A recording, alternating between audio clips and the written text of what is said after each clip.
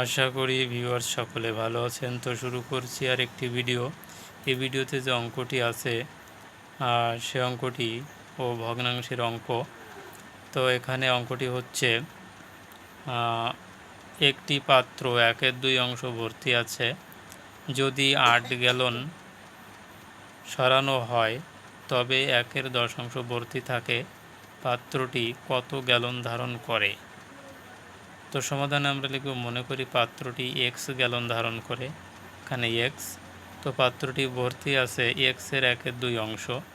তো আমরা একে লিখতে পারি এর কথাটার জন্য গুণ চিহ্ন দিয়ে এখানে আমরা x/2 অংশ এভাবে লিখতে পারি, মানে পাত্রটি ভর্তি আছে এত অংশ।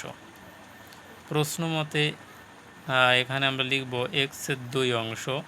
এখানে বলেছে যে 1/2 অংশ ভর্তি আছে যদি 8 গ্যালন সরানো হয়, অর্থাৎ 8 গ্যালন এখান থেকে বিয়োগ করে দেব, সরানো হয় তাহলে 1/10 অংশ ভর্তি থাকে, অর্থাৎ সমান সমান আমরা এক্সের, যেহেতু এক্স গ্যালন আছে, এক্সের 1/10 অংশ এভাবে লিখব সমান সমান দিয়ে। তো এখানে লসাগু 2 দিলে এখানে উপরে এক্স বিয়োগ 16 থাকে, সমান সমান এখানে এক্স গুণ 1/10 অংশ।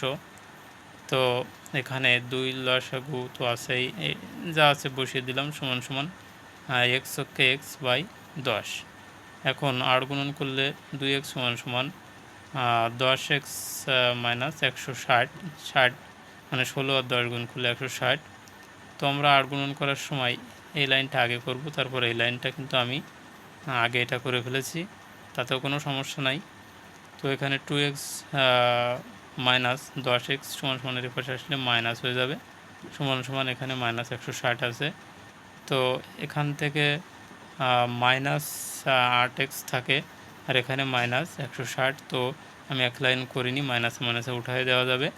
তো এখানে x সমান সমান 160 বা 8 দিলে x সমান সমান 20 আসবে, যেহেতু 8 দুগুণে 16 শূন্য।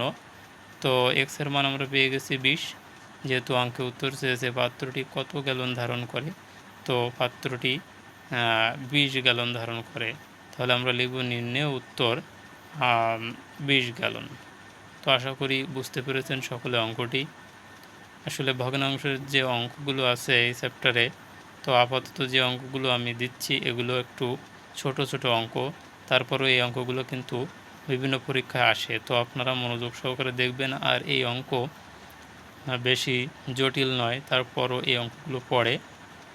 তো সকলেই আমার এই চ্যানেলের সাথে থাকবেন। আমি এই ভগ্নাংশ চ্যাপ্টারের পরেই অন্য অঙ্কের চ্যাপ্টারে যাব।